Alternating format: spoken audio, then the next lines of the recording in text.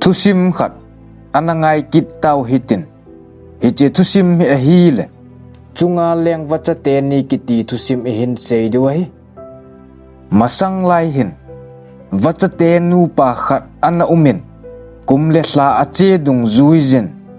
thingna lo na ho zong ahung no tha kitan zu le vate din zong tui tha phat le no keu phat ahung hlungin hiche Vacha Tenu pa zong chun tui tha na dingin bu asahlonin hiti chun kisei mo ten na atong zi hlonin thingna gole hampa chule nang bu go tam pi ahlo khom hlonin gole dai kai zong le go tui dai tui na su kot thei lo na din bu asiam hlonin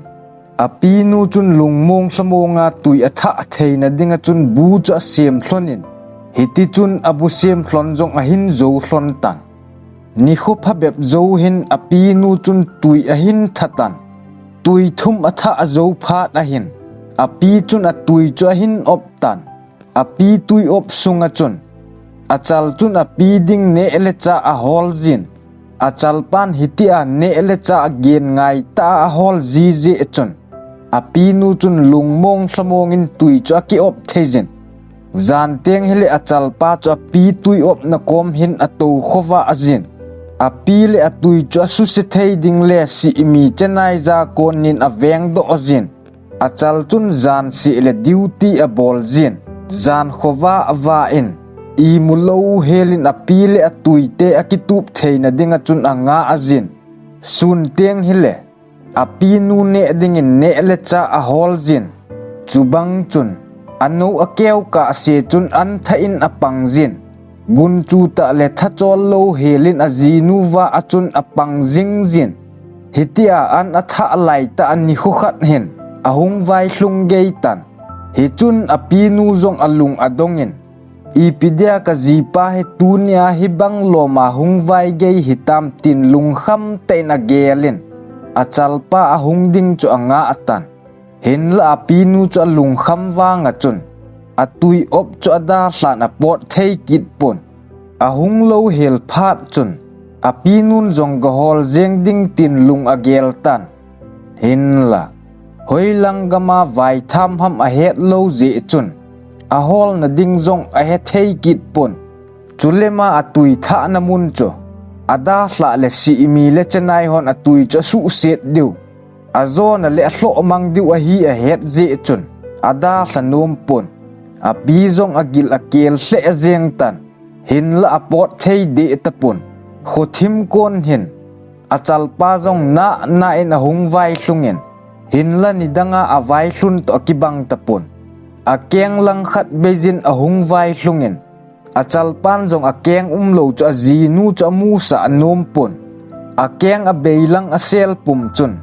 ha sata chun a bu na mun cho a hung vai hlungen hi chun ama zong a bu ko ma chun a tovin tha chol ta in a tan hin la a zi nu chun a hin mun amul ho cho thisan nai san anat de du zengin abu kom hlona a keng lang khat kewa ato chu api nu chun a hin mu do atan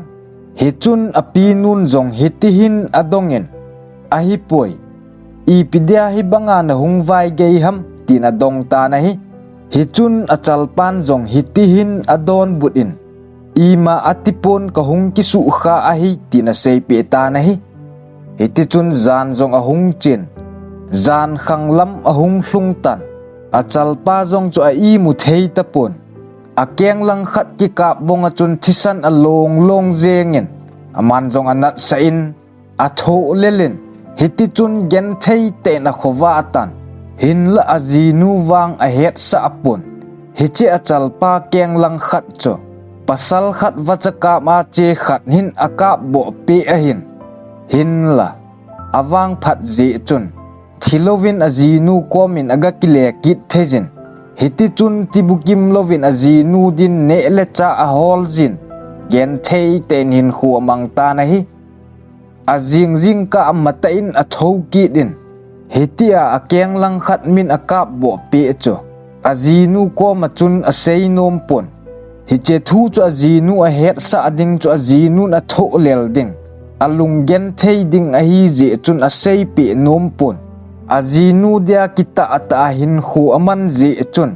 vacha dang kiti mong to ki vop lo helin hin khu amangin azinu din kita ata in apangin ama dingin ne le cha zong gen thei te na hol jingin hitia min akap kha ni khu apat hin aman zong ching thei te in an a hol jin phat le ni khu achal jingin api chun atui a hin khe satan ano zong a hung keu tan ano a hung keu lai ta achun achal pa zong a keng bong chu an siet dam tan hitia a keng a lo chu a siet dam phat chun azinun ni khat a hin mudoin na keng i pi ti ham tina dong tan hi chun khat pan zong hi ti hin a sei pi in na tui op lai za ne le cha ka hol na min ei ka bo pi a hi hin la seileng na lung neu ding a hi je a ka sei pi lo na hi tun wang in no te zong a hung len dom tan hi che je a cho ka sei do a hi tai tina sei pi ta na hi hiti chun ano keu zowa pat chun anu pasonin ano te ding ne le cha holin apang son tan hitia ano te ding ne le cha hol lai ta ason hin ni khat he pasal khat vacha kap dingin avai konin agam len nan hichenu pateni hi anato khan hichun aman zong api nu chu akap li tan api akap li phat chun achal zong azamin abu na anote na mun cho adel phejin an amu kham cho kipu in anote cho va tan hin la anote cho neu na lai a hiwin api le lo zong a hepovin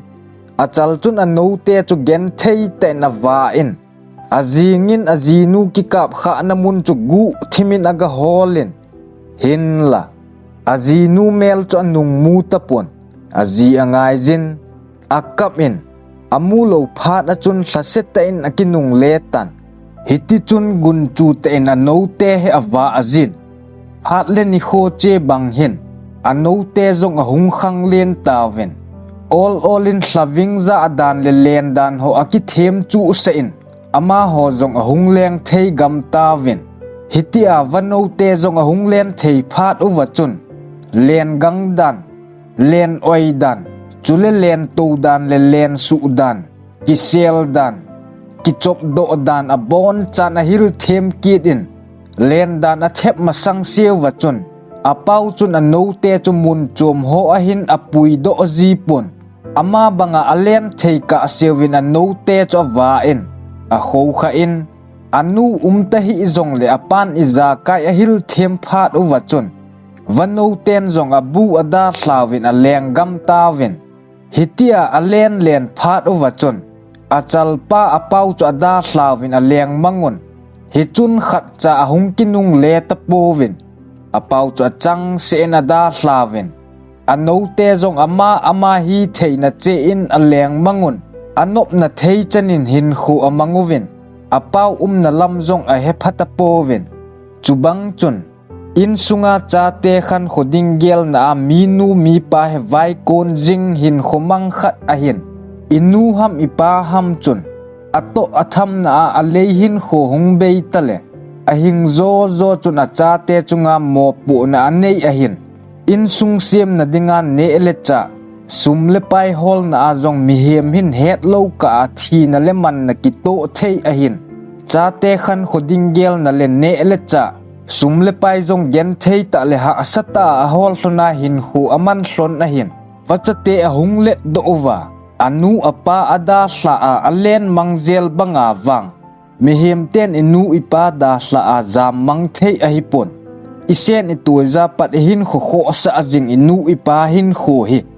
khonunga ei ho e hung khan let teng lew inu ipa hin kho ile vet diu I kho to diu ngai a hin ineu lai zuwa inu ipa vin ei hin kho kha abangwa khonung zong le ei hon inu ipa te chunga vet sui na dinga mo pu na len ta ine yu hi ti chu wacha te hin kho a ko na ki hil na ina nei zo hi thusim aki chai tai